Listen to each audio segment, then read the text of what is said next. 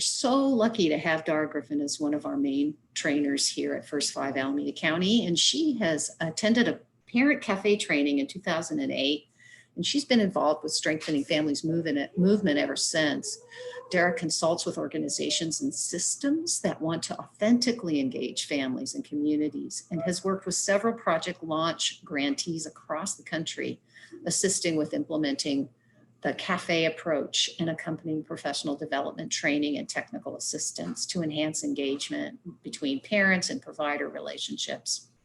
Before consulting in the whole family strengthening area, Dara was a sales and marketing professional in HR and pharmaceutical industries. She has a Bachelor of Science degree in education and social policy with a concentration in human development from Northwestern University in Evanston, Illinois. Dara, so glad you're here. Thank you so much. I couldn't ask for a better person to be with on this day. So really grateful for you, and I'm grateful for all of the rest of you to be here, and let you take it away. Thanks so much. Thank you, Beth, and thank you, Leah, for all the support. And I just want to say thank you to everyone who's on the call, you know, for showing up. I don't think it's an accident that today's topic is on resilience, and it's on parental resilience. And, you know, it's also about resilience is how we show up and how we continue to show up, even though our context might change and our situations sometimes become difficult. While people are still coming on the call, I'm just going to start sharing my screen, and I'm going to play a video that's just going to kind of ground us around just kind of like determination and resilience. Can everyone see my screen? Give me a nod or a, uh-oh. Yes. I stopped it on accident.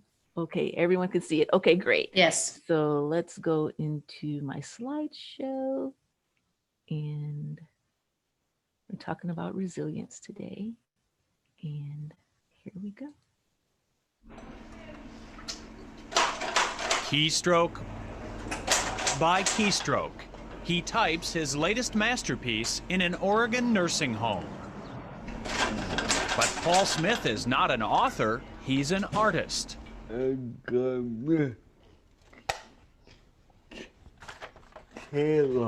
He was born with severe cerebral palsy, yet Paul Smith has created hundreds of works of art using a typewriter.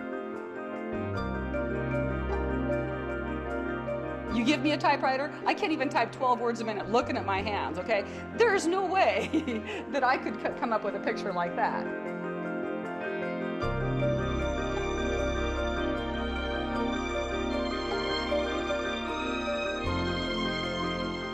Every time I flip through the work, I'm just amazed.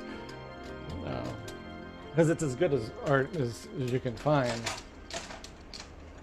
Paul's movements are severely limited. His determination, endless. His disorder makes using a brush or pen impossible. But as a young man, he discovered the keys to expressing himself at the top of a typewriter keyboard.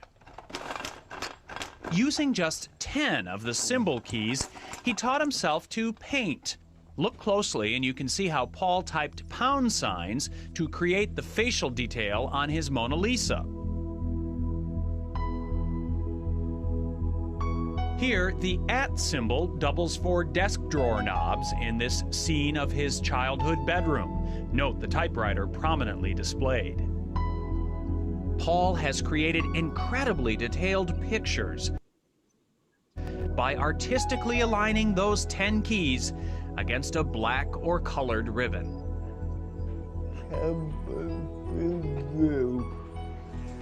His joy in life is finding ways to be creative. I think he sees that, you know, that's part of why he's on Earth, why we're on Earth. Well, I think the dog now has a tail. When someone says, "I could never do that," Paul answers, "Oh, I can." Places Paul's lived or visited are the inspiration for much of his art, some of which lines the hallway of Rosehaven Nursing Center. There's a lot of memories on this wall. Let's see, that's the ship you went to Bermuda on. My whole family go. His family now is the staff and residents of Rosehaven, where he has lived since 1967. Hey, Paul. How are you doing today? Right. Are you still working on that dog? Hi, sweetie. How you doing? Yeah, he's such a terrific person. He's such a humble man, a real gentle soul. She's really nice. Ah, thanks, Paul. It's easy to be nice. Paul Smith would much rather brag about his friends at Rosehaven than about himself or his art. He's a good guy. He's a good guy. And those who know him say the same thing about Paul. The artist is even more inspiring than his art. It's wonderful to watch him work, and it's wonderful to enjoy his art, but not as good as enjoying him. Deeply religious, Paul says his artistic ability is a gift from God. His faith and something else keeps him going. Your finger. And with that finger for as long as he is able, this extraordinary man will continue creating his extraordinary art, one keystroke at a time.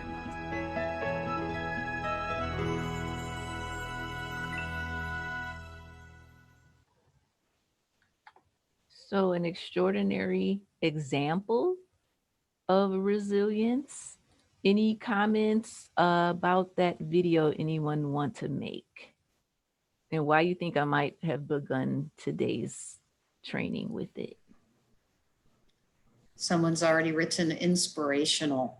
Absolutely. Who could use a little bit of inspiration today? Yeah. And one of the things he said, someone said, like, I could never be able to do that. And his answer was, well, what can you do? And what can we do when we face extraordinary difficulties? We can show up and we can be inspired. And I'm going to keep going. So just a few setup slides. I don't want to assume that everyone is an expert at Zoom. Many of us probably by now are. But we'll be using the chat today. Keep yourself muted. It would really be great if I could see more of your faces. It is really hard to interact with Black screens on the monitor. So if you could show me your face from time to time, that would really be great. Marianne, I see your hand is up. Did you have a question? Nope. Okay, thank you. Thank you for using your hand up tool. I understand sometimes we can't be on video the whole time, but from time to time, it'd be great if you could show your face. We're also going to be using the breakout room feature. So if you are not able to participate in the breakout rooms, would you please rename yourself and put 2 asterisks before your name? So those 2 asterisks will help us design the rooms and not have you go into a breakout room if you cannot participate. We've had people go into breakout rooms and no one is there that can participate. So we will be using the breakout room feature. If you cannot participate, please rename yourself and I'll tell you how to do that. There is 3 little dots to the right of your face. You press on that and the 3rd option is rename. And so then you can just put those 2 asterisks there and we will not put you into the breakout spaces today. So how to raise your hand, you go to participants and then all of those features are at the bottom. And as Leah mentioned, please do as much as you can to be present today by turning on your video, removing distractions if you can, get a beverage, get something to eat, something to make you comfortable. We're going to be together for 2 hours. Feel free to grab things to take notes and something you might need to center yourself. So I do want to acknowledge where we are as a country and where we are just from last night to today. We don't know who will be leading our country. And so that puts us just in a place of not knowing, which can be a little bit uncomfortable. So if you could, in the chat right now, which of these images most represents how you feel right now and why? So feel free to go into the chat and put the number of which image most represents how you feel and why. Just want to provide an opportunity for people to just express and acknowledge how you're feeling right now. And if one or more of you would like to answer this out loud, please feel free to use the hand raise tool and I'll call on you. Looks like there's a number 6 and 2 and 3, 1 and 5.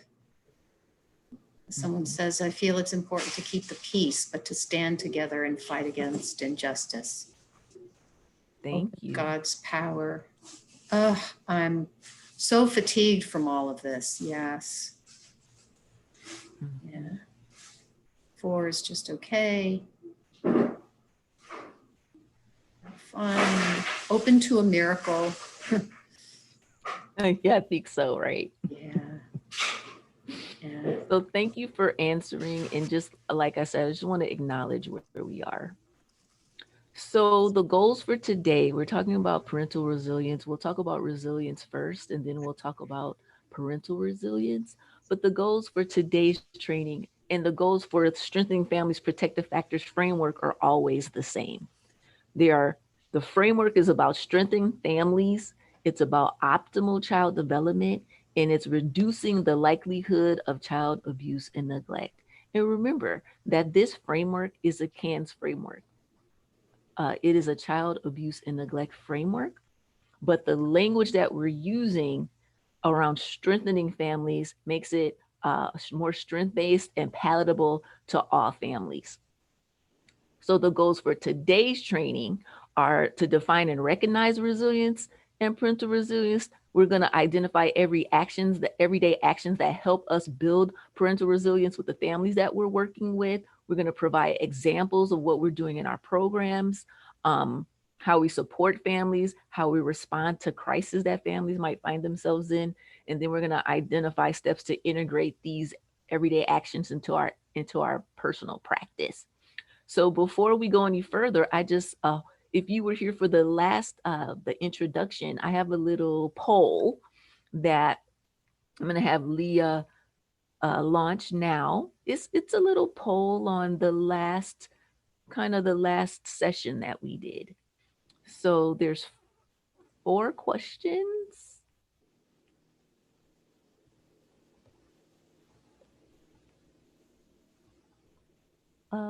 Leah. Oh, everybody should be able to see the poll? Yes. Is everyone able to see it? I only saw one. Yeah, yeah, I'll launch the next one as soon as we stop this one. Okay. I'm going to go ahead and end this poll. Okay, thank you. So the correct answer for this is family engagement is a required element of building protective factors. And that is true. If we don't have a relationship or a positive relationship with the families, it's actually pretty impossible to build protective factors with the families. Could you launch the second one? Thank you.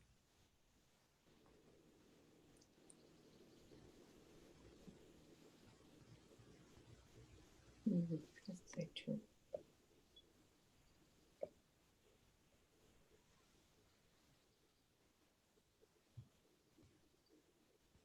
Okay, I'll be closing it in about 10 seconds. Okay.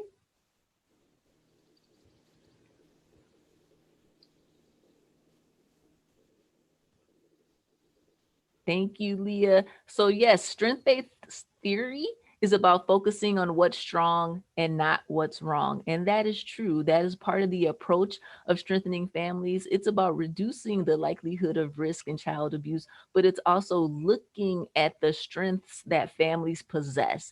all families have strengths. Some of them, it takes a little more effort to find them, but when we find them, that provides a foundation for which we can do the work.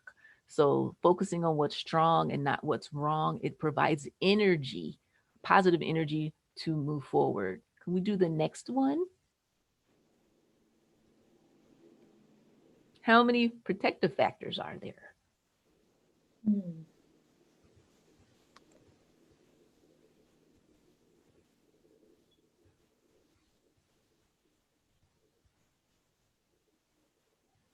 So basically, these questions are just kind of a little bit of a review from the last session.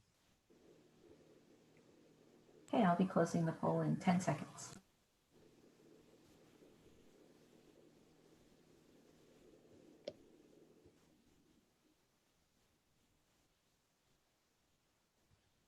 All right, thank you, Leah. There are 5 protective factors. Today we'll be talking about parental resilience. Next month, we'll be talking about positive social connections. We have concrete support in times of need, knowledge of parenting and child development.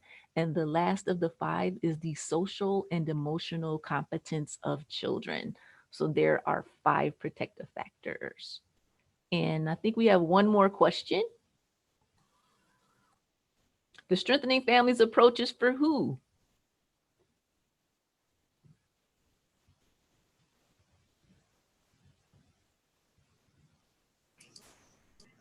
This is a landslide vote. That word, landslide. Okay, I'll give it 10 more seconds. Thank you.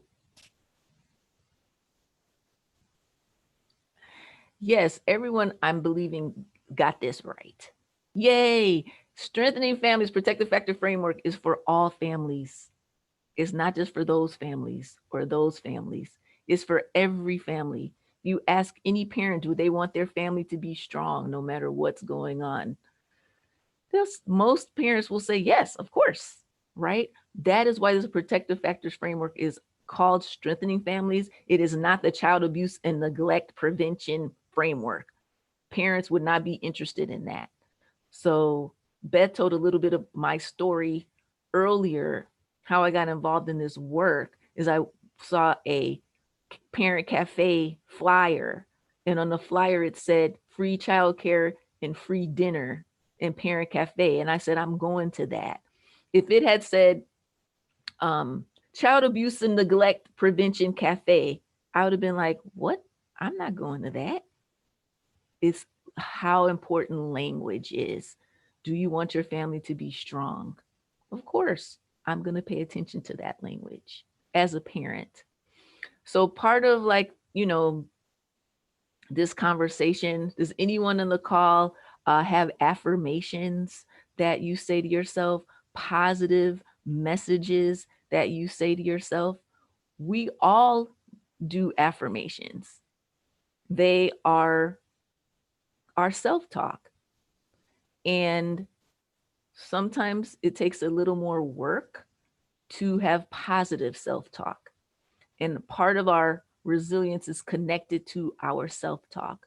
So here's a tool. Here's one of the things that I'd like you to do. I'm going to play a song, but while I'm playing this song, I would like you to put in the chat a song that you listen to increase your resilience and to increase your positivity. And so by the end of this video, it's only a few minutes, then we'll have a really nice list of songs or affirmations that we use as a tool to build our own resilience. So I'm going to play this song and be thinking about the song that you want to put into the chat.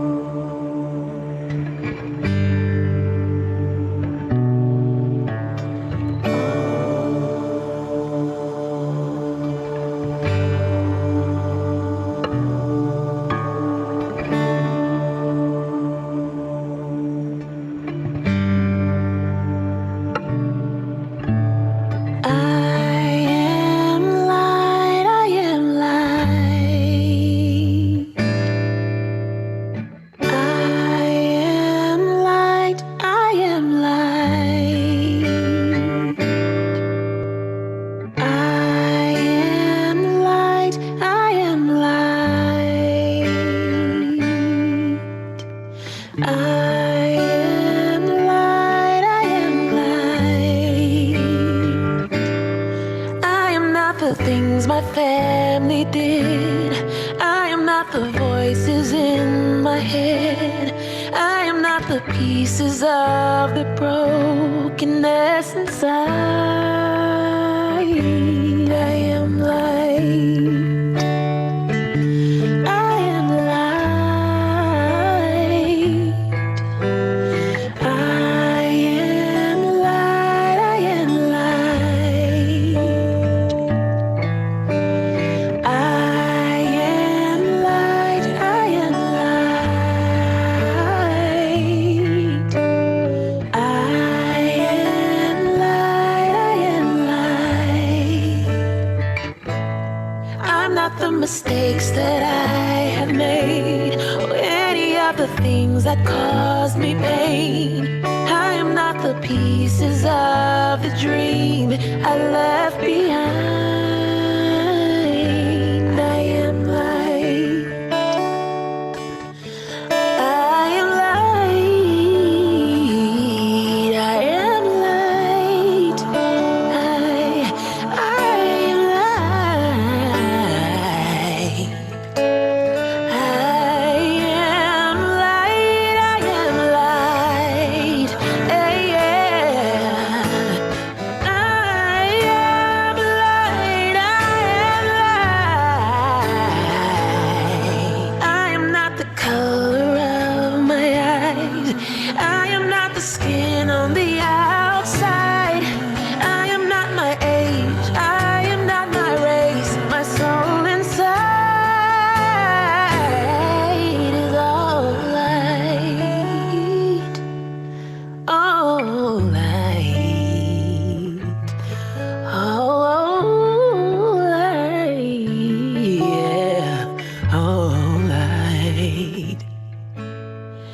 I am light. I am light.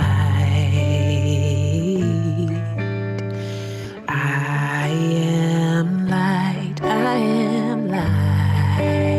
Yeah. I am divinity defined. I am the God on the inside. I am a star, a piece of it all. I am light.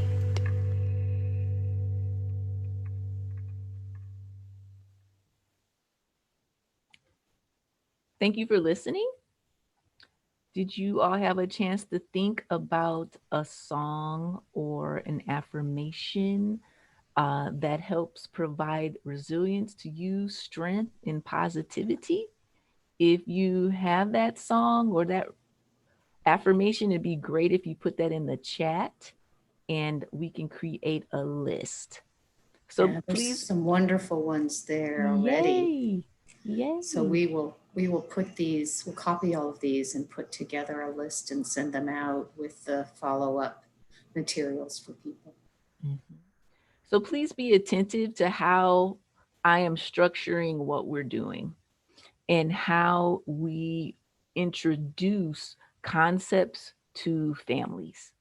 If we just jump into definitions, that might be a little less helpful. If we give people a chance to connect with what the message is about what we're going to talk about, that's more helpful.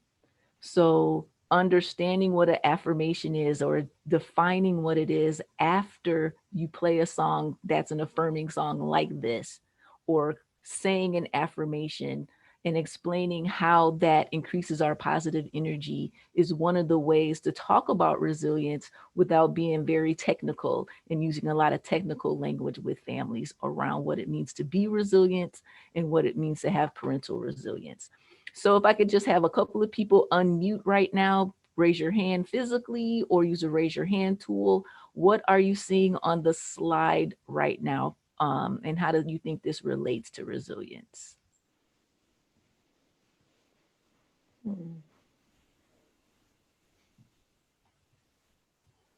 Can I hear a voice? Flexibility. Flexibility. Thank you, Maria. Was that Maria? Yes. Thank you, Maria. Yes, flexibility. Is that for both or one or the other? I think both. Yes. Yes. So how are we able to be flexible? And also, how are we able to be strong? How are we able to have boundaries that help protect us? But how are we able to be flexible and kind of go with the flow sometimes? If you look at how palm trees react to storms, they are rooted and they are grounded, and they can bend extraordinarily far down. But then when the wind stops, they can come back up. But notice, like, rubber bands break, and sometimes palm trees do too. So what are those things that we need to do to remain strong and remain flexible, but not break? Hi, this is Vina. We need to Vina. bend with what the circumstances are and not allow those circumstances to break us. Absolutely. Amen. Yes. Thank you, Vina. Did I say your name correctly? You did. And I'm sorry, I haven't brushed my hair this morning. I'm working from home, so no video for me. Okay, no problem. No problem. So here's some kind of common, very less jargony terms for resilience. It's like about rebounding or springing back from difficult times. Is about overcoming tough times, surviving troubled families, and also rising above circumstances that might be adverse.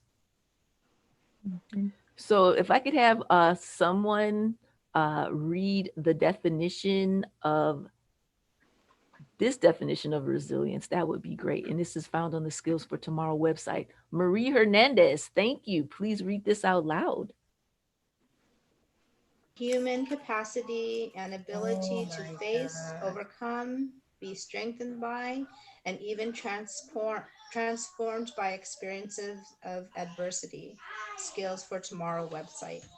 Thank you very much. So just give a second look to this definition. And if there's a word or a phrase in this definition that speaks to you, feel free to put that in the chat now. So we're going to do a next activity, and that's basically going to be a dyad. You're going to go into a room with one other person, and you are going to answer these questions. Who are you? Who is in your family? Think of a time you faced something truly challenging. What happened? What did you do? What did you learn? What did you learn about yourself? Beth is putting these questions in the chat. You're going to go into the room with one other person. Who are you is really, it's not philosophical. It's really like your name.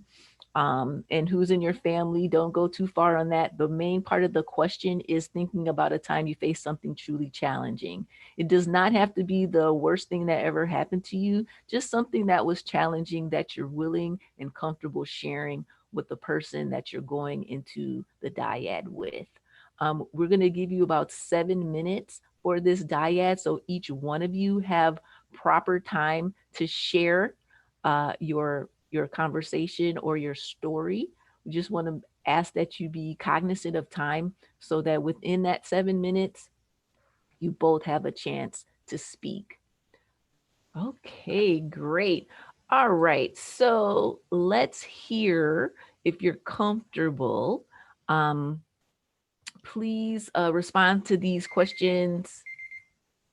Don't tell your partner's story. Tell what you learned about your partner. We're keeping confidentiality here. So we want to hear a little bit about what you talked about, not what the actual stories are. But the first question I have for anyone who'd like to answer, use a raise your hand tool, is what did you learn about your partner? Without telling their story, what did you learn about your partner? Elizabeth, you're muted.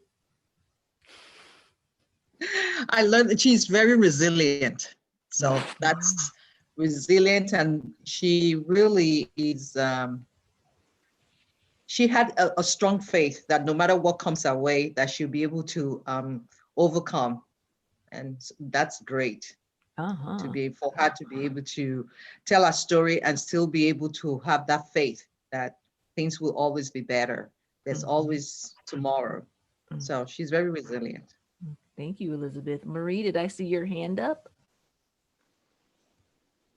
Oh yes, I learned me and her had similar stories about being the oldest in the family and overcoming family dynamics. Thank you, Marie. Anyone else want to? Okay, Chantal. Hey, Chantal. You're muted. Hello. Hi. I had two partners, so we had to really hurry up. But what I learned was that people will find a way to connect and find a way to connect and help other people, even in the face of challenges, that people will figure it out from the strengths they have within themselves. Thank you so much. Okay, so one more question. While you were retelling your story, what did you realize about yourself? So while you were retelling your story, what did you realize about you? Regina. Hi, everybody. I'll go. That I have a great deal of resilience. And that I realized as I was talking about how, being, coming up from like a religious background, but incorporating more of, I consider myself like pan-spiritual more so than religious. And how at some point in time that was good, that particular religious paradigm in the past, like generations ago, but for such a time as this, it calls for new times and new strategies. And I realized that being open to interpreting things a certain way and looking at things from more philosophical and spiritual lens has helped me endure the trauma that I've endured over this time of COVID. I've two young people very traumatically and horrifically, as well as one older person in my family. And we've had to plan 3 very different funerals during COVID. And I realized that had I not had that, and had I maybe been in an older mindset, I don't know how I would have made it out, at a place where I'm at acceptance of what has taken place. We're still grieving as a family, but we're managing to have come together more and spending more time together. So I learned that I have a great deal of resiliency, and some of the decisions I've made about my life have helped me to be able to deal with that type of trauma during, a collective trauma. Yeah. Regina, thank you so much for sharing that. And I'm just really sending you positive energy. And so many of us have lost family members, not just from COVID during this time, for other reasons too, and not been able to grieve like we normally would have before this all happened. Thank you for sharing that. And Mary, I see your hand up. Hi. Hi. Can you see me? Yes, thank you. Hi, Mary. Hi. Hey, first of all, Regina, thank you so much. What I have to share is not quite as personal, and boy, that sounds like a lot. Thank you for sharing all that. What I realized, speaking about my own resilience and also with the person that I talked with, is that really it is the gift of the hard times that we know our resilience. We don't really know our resilience until we have to dig down deep and find it. And so for each of us, sharing the really hard things that we went through that made us recognize our resilience, that's sort of the gift. And then when we're resilient, then we can be there for other people as well. So that's what I wanted to say. Mary, thank you so much. And I just want to also acknowledge that making space, providing space for people to talk about their spiritual beliefs or their philosophical beliefs when we're talking with parents and families, it doesn't really matter what we believe. It's about what they believe and what are their beliefs that help them be resilient during troubling times and adverse situations. So it looks like Everyone on this call has gone through something. It looks like everyone on this call has at some point overcome something. And that is partially the definition of resilience. But a lot of times we don't recognize that for ourselves until we do an exercise like this, like, oh yeah, I am resilient. Oh, right. It takes someone kind of really pointing it out to us, like, oh my God, I did do that thing. Oh my God, I did overcome that situation. But we're so accustomed to going to the next, okay, did that, been there. Okay, next thing. Okay, next challenge. Okay, next thing. And how often do we sit and go like, wow, that was rough. And what did I have to call up on to get through that challenge? And then celebrate that we have a tool or tools or supports that help us through. And so these are the things that we, in our roles, help families recognize as well. Because I know you guys have families like, oh, I'm not strong, or I have nobody, or right. And then it's like, okay. And then we ask them questions. We can ask them the sort of questions that help them realize for themselves that they have overcome difficulties. And then we can think about tools and supports to help them overcome current difficulties. Another video. Raise your hand so I can make sure you are going to be hearing it. And here we go.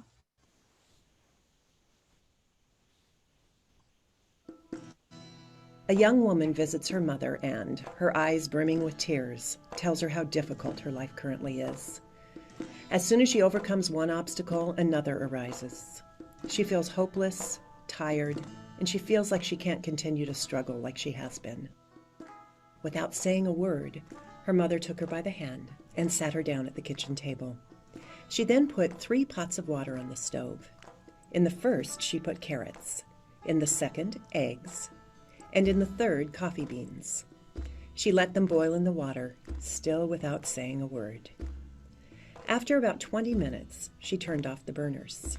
She fished out the carrots and the eggs and put them into a bowl and ladled out some of the coffee. Then she turned to her confused daughter and asked her what she saw.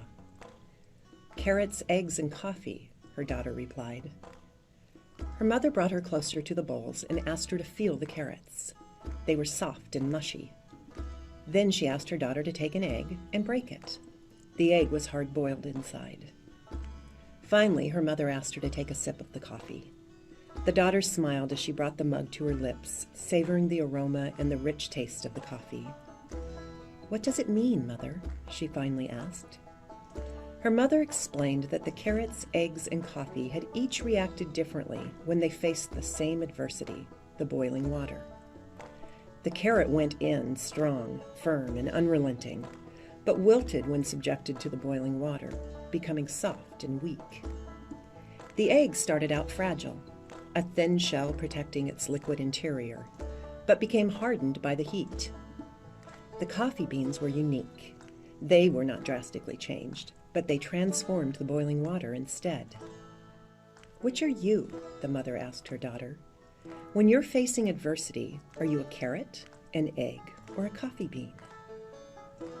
Take a moment to ask yourself this question. Are you the carrot that seems strong, but with pain and adversity wilts and becomes soft and loses strength? Are you the egg that starts with a malleable heart, but with trial and adversity becomes hardened and stiff? Does your shell look the same, but inside do you carry a stiff spirit and a hardened heart?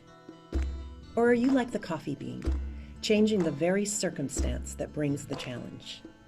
When things are at their worst, do you become even better and change the situation around you? Don't let adversity change you for the worst. Change the challenging situation for the better.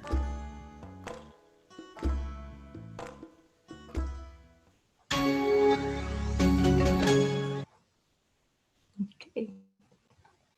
So in the chat, if you are comfortable, chat which one you are. Are you the coffee bean? Are you the carrot? Are you the egg? And just, oh, somebody already put coffee. Coffee. Yes, I believe many of us or most of us are coffee. But I also believe that at some point we're every one of those, depending on the situation. And a lot of times situations happen over time. And you might start off as the carrot. Then you might get mad and become the egg. And then eventually we might get over to the coffee. And so this kind of, and it's no shame in saying, when difficult things happen, I just want to go. I mean, for those of you who've been in any other trainings with me, my background. I had a dad that I grew up, I have ACEs. And I grew up with a father who was chronically ill. He had sickle cell disease, and he was chronically depressed because he was chronically ill. So I had a dad who we would interact with. My dad, he would be in the bed most of the time because of the pain of his disease and the depression. And so when I think about that carrot, when really difficult things start happening for me, the first thing that I want to do is go get in the bed. That is my first thought, is like, I just want to go lay down. I just want to go get in the bed. And sometimes I do go get in the bed. And then I work my way up from there. That is part of my story. That is part of the trauma that I was exposed to as a child, and the ACE that I have around that. So we all have a process to get to a point of resilience, or to get to that place of where transforming the situation around us.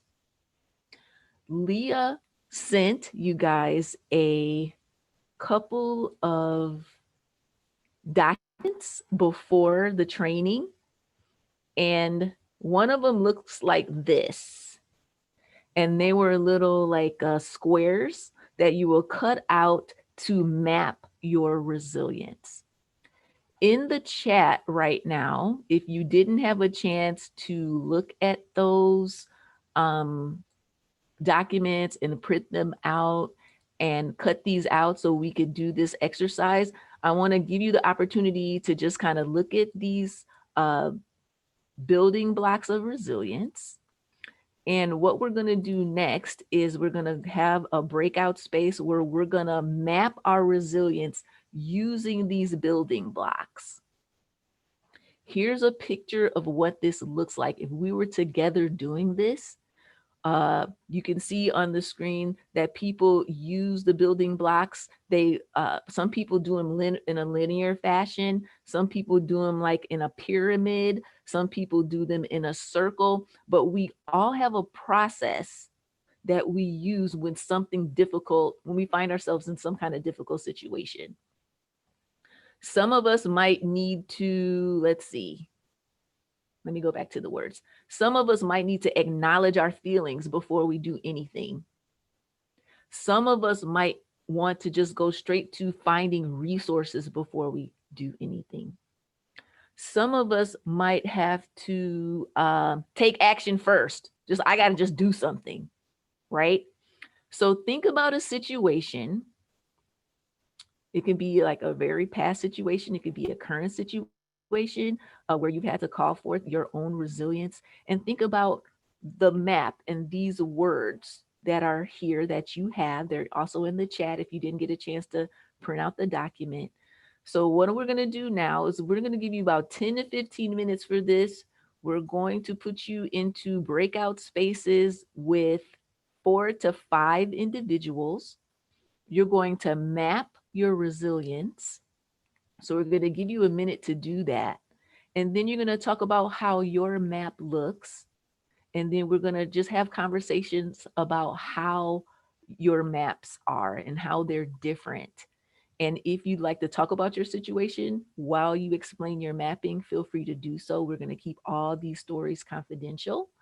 But take this time to really think about how you process and how your resilience is mapped when you have something, some kind of situation that you have to call your resilience for. Oh my gosh.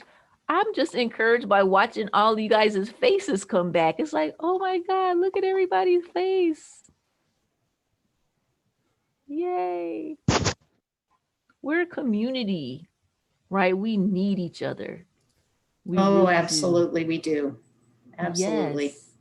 So if anyone would like to share, I'm going to ask a couple of questions, just kind of debrief your experience with this activity. You can raise your hand physically or use the raise your hand feature. But what did you realize while you were mapping your resilience and just really talking to other folks about their process or about your process?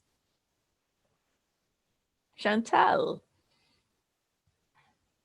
So I just was reminded about being respectful of people's process. And I think that try to be all the time, but that just within the four of us, we each had such different ways of tackling a challenge. And I just want to remain open to respect each family in their process too. Oh my gosh, you totally just summarized mine going into the next kind of thing. But thank you, Chantel. Who else? What did you realize when you did this?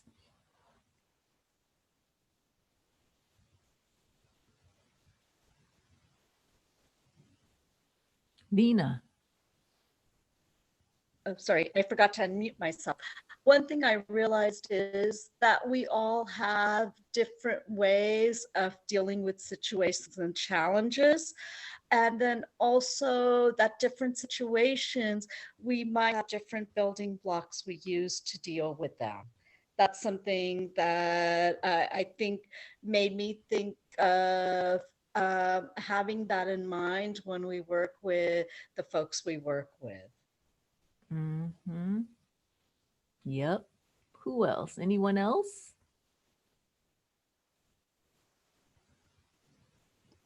I'll say something quick. I think that, doing this type of work, that working with families and individuals and supporting them, I think, we become an expert on helping them sort things out. And I found it a little bit more difficult for me to think about my own process. Mm-hmm. So I thought that was interesting. And then how our process might influence someone else's process, especially if there might be a little bit of a power differential. Do you see how, can you think of a time where you might have influenced someone's process? I think just having us four, I had a great group and, maybe everyone is great, but I had a really good time in my group. And I think just hearing people's stories of how they process things, that was already therapeutic for me. Mm-hmm. Thank you. And, I work with the early learning community, but I also work with the child welfare involved community. And a lot of times, right, I provide all kind of resources and parenting classes for children, for families who are at risk of losing their children and to the system, and also those who have children have been removed. And so a lot of times we just want them to be like, you got to do this now, you got to do that, take action, take action, take action. And we're just like, take action first. Where these families might be in their feelings and acknowledging and grieving what is happening, but we're like, they're uncooperative because they're not taking this class, they're not taking that class, they didn't go to this appointment, they didn't do that thing. And we're looking at all the things they haven't done, where they could be in their mapping. They're still in acknowledging, they're still in grieving, they're still in coping. But you got your kids taken away from you, you need to be in action. And so how do we work with families to respect and honor their process, but still they're, doing the things that they need to do to meet their goals? So I'm going to share my screen again and play another little video that kind of connects to this a little bit.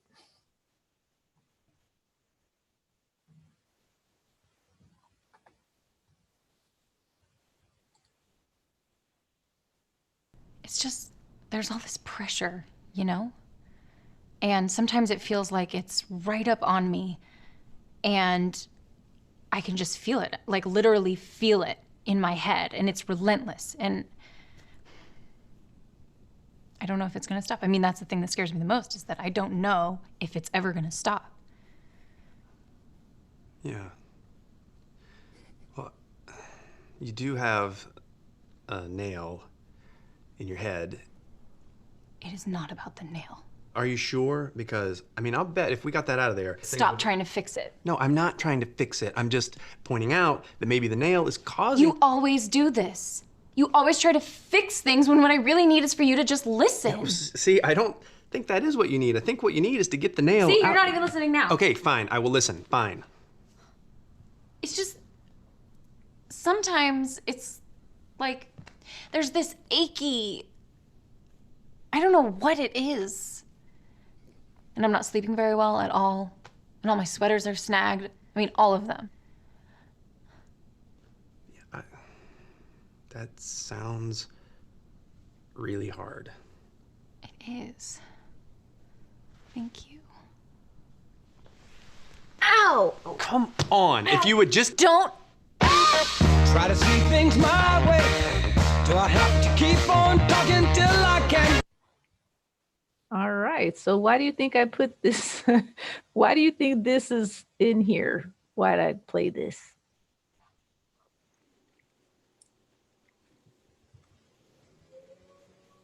We need to listen. Yeah, we do. Why else? Anyone else? Thank you. I'd like to say something. My name is Martha. Hi, Martha. Hi. You know, I think that sometimes because our programs have certain numbers to meet, certain forms that need to get completed, we have our own agendas going into the family's home, that sometimes we miss the fact that, I think our program has gotten good about just meeting the families where they're at, but I think that given all of those pressures, sometimes we can miss what the families are really wanting and needing and trying to tell us when we go in with our own agendas. Mm-hmm. And I think it's really important, like the other person just said, you know, to really just listen to what the family needs in that moment, in that space. Yeah, and don't have Chris, I see you unmuted. Did you want to say something? Yes. It's so funny because that's your typical relationship. Men want, hey, look, we see the problem, let's fix the problem. And women are like, there's something behind the problem that I need to get out. And a lot of times in when dealing with our families, they need to get those feelings out. They need to talk about what they feel, how they feel. And as workers, we're like, look, we know what that is because we dealt with patients, we dealt with clients that's at the same feelings, but in order to be successful, you got to do the work. And that was one of the things that I shared with my partner in my breakout group, was making sure that they're able and ready to hear what they need to do in order to be successful. A lot of times they're not ready to hear it. And in this case of the video, she wasn't ready to hear, take the nail out. She just wanted somebody to support her and to listen to her and just say, I understand, somebody to empathize with her. And so, I mean, it was spot on because, you know, I have to take another step back, even though I see, you know, what's going on. I do have to take another step back and just really say, all right, they may not be ready to hear about solutions. They may just need to deal with feelings. Yes. And don't mess around and have someone else do an intake and they put all the problems out there and everything. And then the next person that might be assigned to the case already feels like they know everything. Okay, so this is what we need to do now. I have your whole story. Let's get to work. Let's get to work. Someone in the chat said, some people are fixers and look to resolve the problem. And that's so true. Mm-hmm. And we could, go ahead. We could look at ourselves in the work and listen to the folks we work with. That's really good.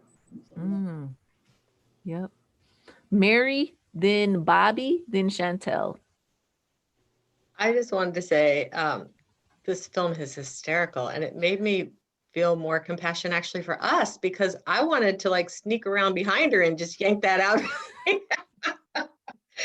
Like she would say, but my head hurts, and he's looking at her like, do I really need to listen to your feelings? Let's just get that out of there. And I think that's natural because we have a lot of compassion and we do care, and we do want to just, if it's glaring like that, let's just fix it. So it takes a lot of inside work to be able to work with our clients, in a way where we hold on to our care and our compassion, but we, work at their stage of readiness for change. But it's very hard to do, because I really just was like, I would sneak behind her and yank it out and help it. Yes, it requires a lot of control. And what is our definition of being a good, productive worker? It depends on that too. So if it means I'm only successful if I can get a person to take that nail out and they don't do it, where does that leave me in valuing my skill and what I'm doing? Yeah. And we're planting seeds a lot of the time that we will never see the fruits of. That's something we actually have to get a little bit comfortable with. Sometimes we're just not, the next worker might see the family pull the nail out. It might not be ours to see. Miss Bobby. Yes, thank you. Looking at that scenario reminded me basically of a conversation that I had with my son, who really kind of hurt my feelings when he told me, Mom, you're a horrible listener. And I thought I was a great listener. Whenever he would say, they would talk to me about something, and as soon as they would get the problem out, I'm offering a suggestion on how to fix it. And then they would stop talking. And then every time he would start to talk about the problem again, I would offer suggestion on, hey, you know what, let's fix this. And here's some suggestions, let's get this done. And then he just said, Mom, you know something? You're a horrible listener. And I said, but I'm trying to help you come up with a resolution to fix it. He said, Mom, I just really want you to listen. And that really planted a seed. And I find sometimes in working with my clients, when they're talking about their problems, I have to pull myself back. So I think deep down inside, I'm a fixer. So I have to just really recognize my issue and just kind of pull myself in and say, okay, what is on your mind?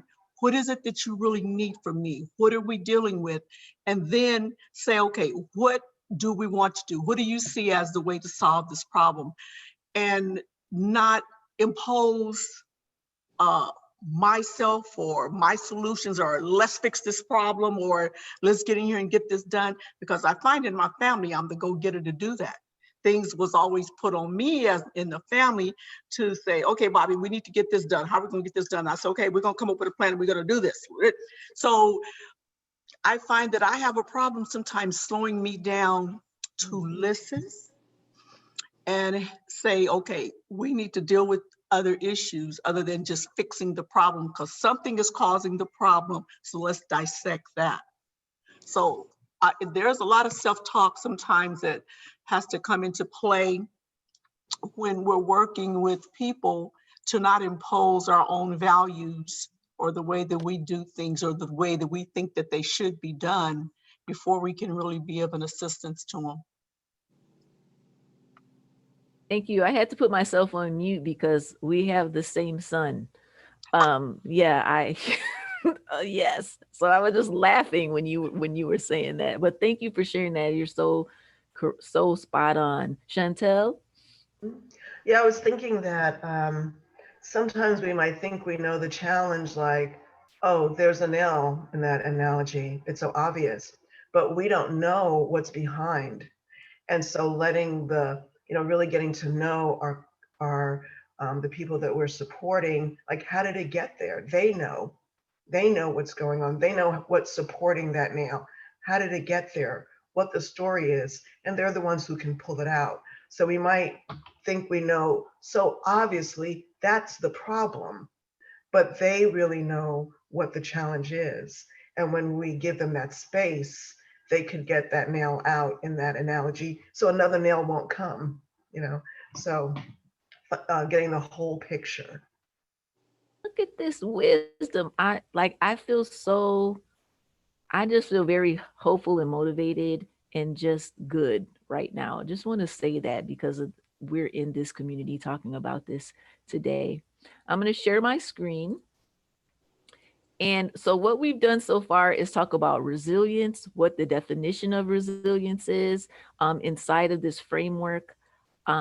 We've talked about how we map our own resilience and how our process might be imposed on someone else. We talked about this is really around building protective factors with families. So understanding how we're resilient, understanding how we can help families be resilient and help them build those blocks and those tools. So this is the official definition of parental resilience according to CSSP. CSSP is the think tank that created the protective factors framework. If I could have someone unmute and read this official parental resilience definition, that would be really great.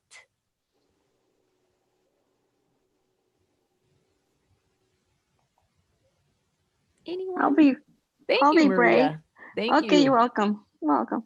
Okay, this parental resilience is the ability to call forth inner strength to proactively meet personal challenges and those in relation to their child manage adversities, heal the effects of trauma, and thrive given the unique characteristics and circumstances of their family.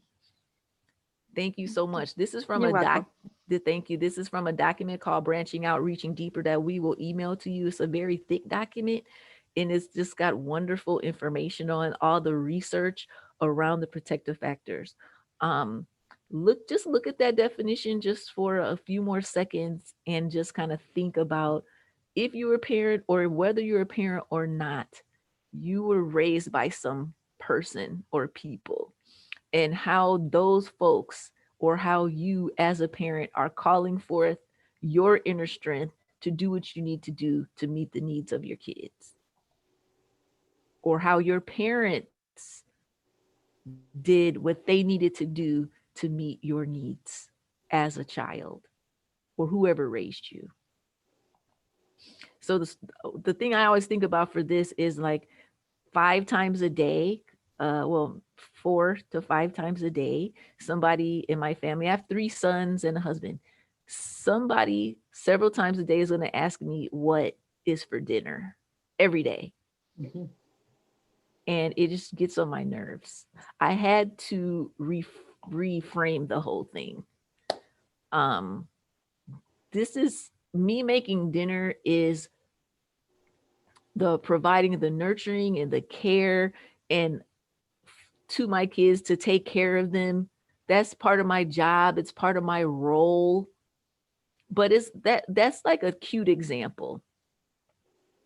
But think about when we are working with families who have extraordinary trauma and difficulties and how they are calling forth their inner strength to meet the needs of their kids. How they're doing that successfully, how they might be doing that not as successfully, but how we can be there to help build this protective factor. So to me, this is about like you just as a parent, we have to just keep going. We have to keep going no matter what. I'm tired. Kids don't care about you being tired. Kids don't care about you being sick. Kids don't care about you having ACEs. They be like, where's my dinner? I'm hungry. I don't care about how your day went at work. They want what they want. They need what they need. So this is about us parents and caregivers and us service providers helping parents and caregivers find the strength to meet the needs, to manage the stress. And we're going to talk a little bit about that. So here is, this is like an animated slide. So if some people can kind of either put in the chat or say out loud, give a real life example of what like resilient and strong parents look like. What are characteristics of resilient caregivers or parents?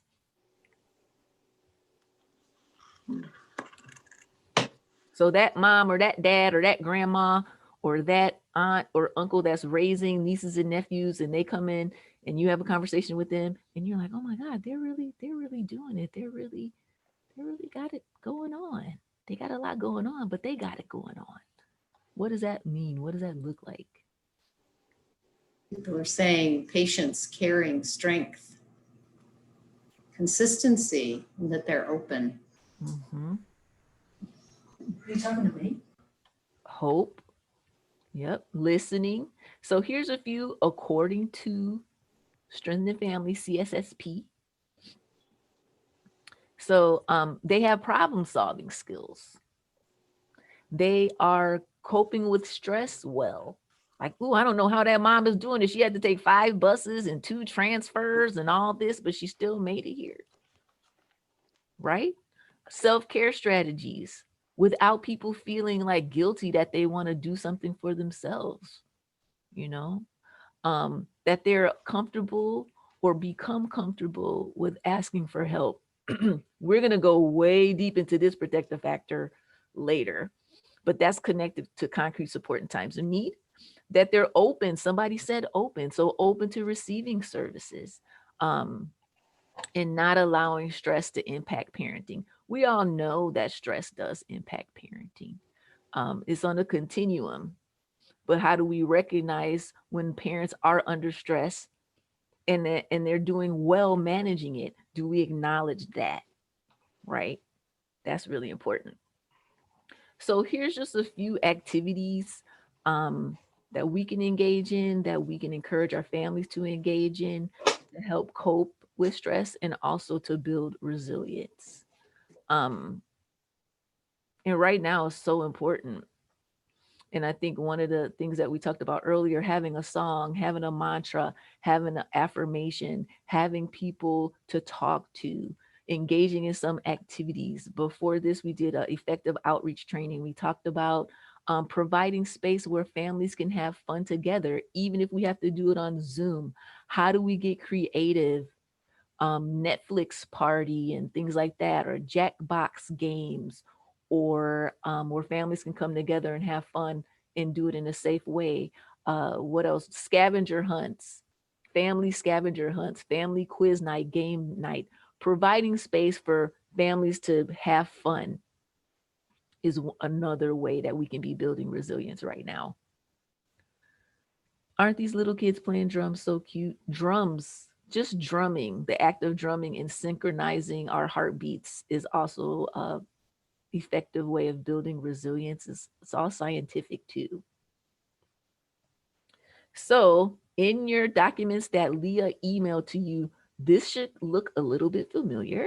It is a logic model of the Strengthening Families Pathway to Improve Outcomes logic model. If you go all the way to the right, you have the results. The results that we're looking for are the goals that I spoke of on one of the first slides: optimal child development, reduce likelihood of child abuse and neglect, and strengthen families.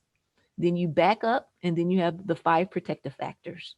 Then we have worker practice, program practice, and the core functions. That is the pathway to improve outcomes. Today, we're focused on parental resilience. So there's 2 strategies. The first one is valuing and supporting families. In our everyday personal practice, how do we value and support families? And what this means is, how do we make all family members feel welcome, involve parents and caregivers in decision-making at all levels, and provide opportunities for participation? That's the definition of this strategy.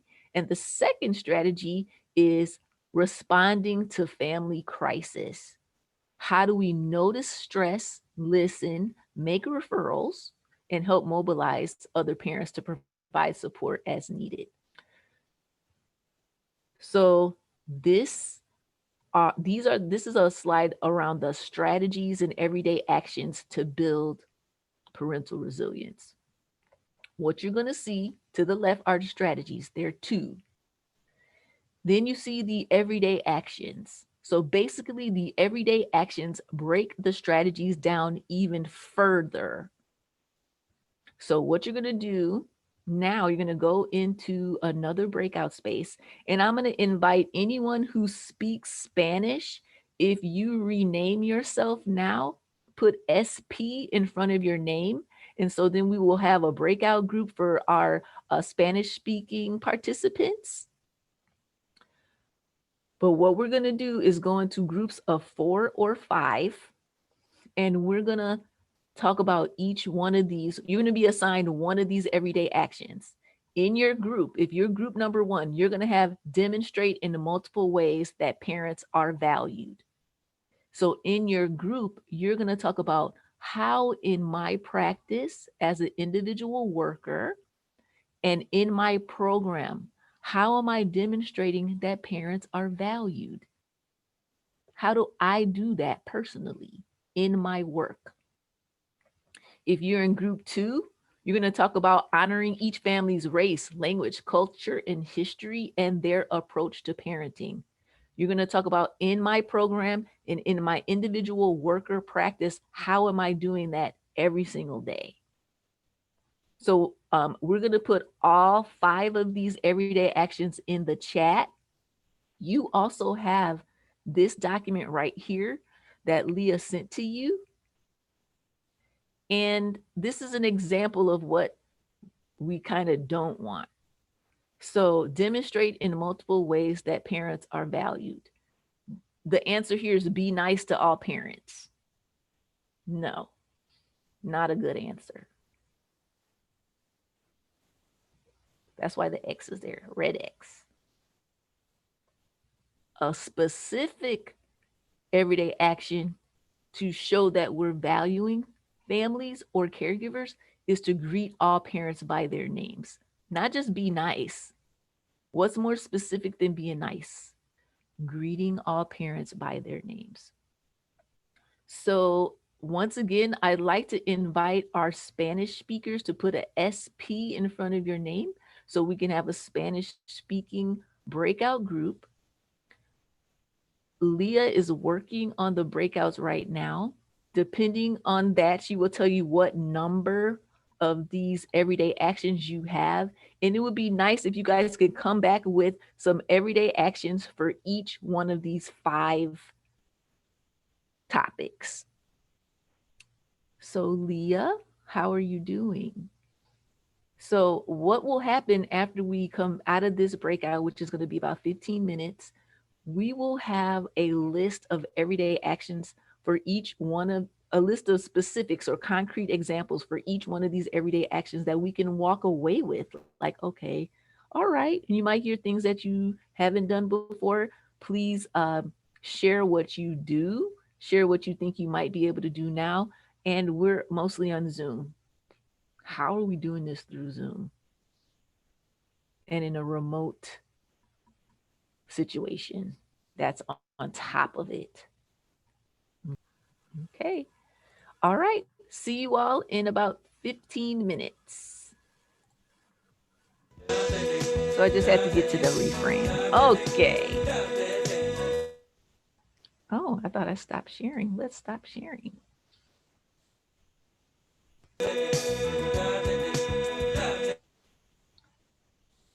I did stop sharing, but it's still playing in my ear. Okay.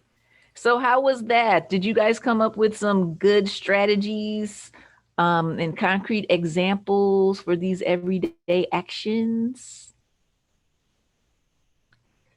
Yes? Or at least some good conversation around them? Yes. Okay. So if I'm gonna just kind of ask this like for a really brief share out. So for room 1, which was demonstrate in multiple ways that parents are valued, can you give me one answer or one concrete everyday example of that everyday action. Whoever was in room 1. I don't remember what room I was in. That's okay. You can answer for which one you were in. What do you remember what you guys talked about? Yeah, I can say a couple things. So, sure. A couple ways of honoring parents is, obviously what you had mentioned before we broke out was, calling them by their name and, calling them and asking how their family is doing, how they're doing versus just calling and saying, hey, here's resource or here's, a class that you need to attend, but really just getting to know them a little personal, you don't have to go that deep, but, just getting to know their names. How's so-and-so, how's the children, how are you doing? How was this past weekend? So just being a little bit more personal in terms of, when you make connections with them. Mm-hmm. Thank you. You can kind of just report whatever you'd like to at this point in terms of the everyday actions. I'm going to share my screen so you can see them again, if that helps jog your memory a little bit.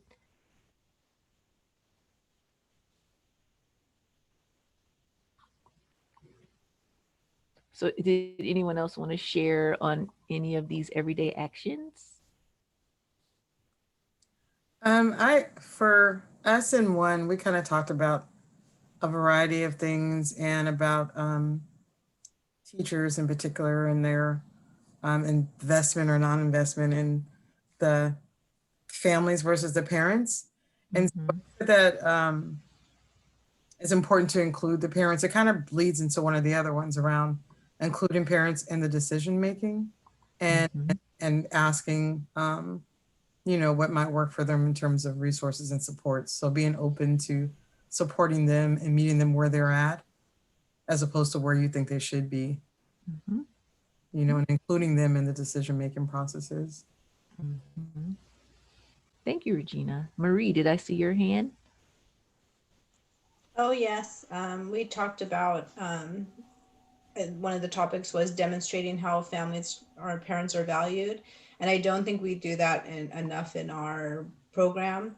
And so we're talking about ideas of how to touch base with them, on a weekly or monthly basis, just to let them know that they're valued. And even though they've gone through all this stuff, and my program requires a lot of paperwork and all these things. And sometimes I get frustrated with, how are you expecting these families to do all these things when, all this, this pandemic's going on, but they do it, they get it done. And I think that really shows their resiliency. And I think acknowledging that is so important. And I just one thing I'm definitely going to start doing from now on is letting my parents know, either, Zoom or through an email, that they are valued and during this hard time, they are getting through the situation. Just, acknowledgement really goes a long way. Even what you remember, I don't like cooking dinner.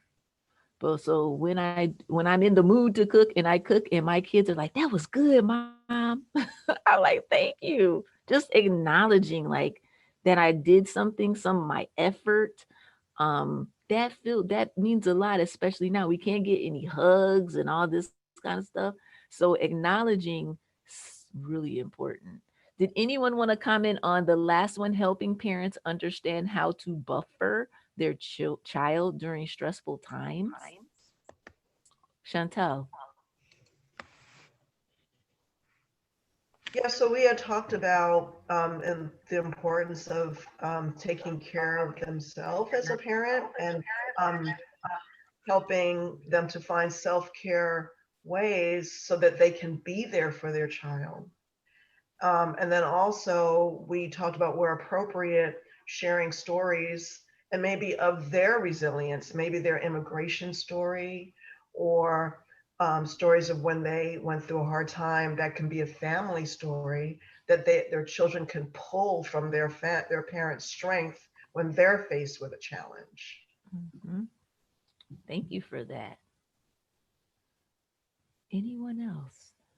We are at 11:58 and I want to I like to start on time and end on time just to honor you, because I know you guys have a lot going on and might be hungry. So I'm going to continue. So I just want to say thank you, first of all, for showing up. I want to say thank you for bringing your own stories, being open and willing to share with the other participants on this call about your own resilience, and then the work that we're doing to engage families so they can build this protective factor, parental resilience. So the last kind of checkout chat that I'd like us to engage in is to, I don't know about anybody else, but feeling grounded is a good thing.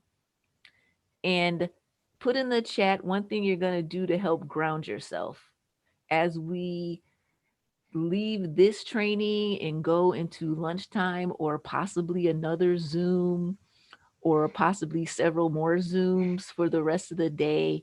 What will we do today to just try to ground ourselves and be centered in the midst of everything that we have going on right now? So if you could put that in the chat, that would be really great. And then we're just gonna, for this last minute, just be together for a moment of silence and breathe. So however you'd like to breathe, feel free. So until 12, we're just gonna breathe, and then we will close out the space.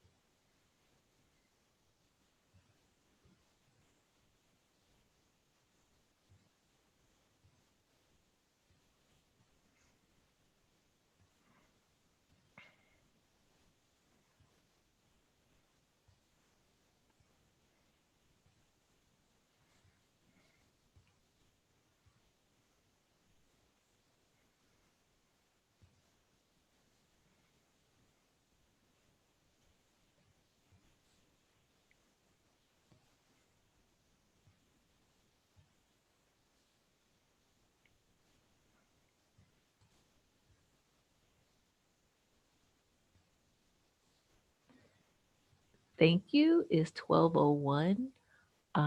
Again, thank you for being here. Please use the documents that Leah sent to you for your individual worker practice and with families.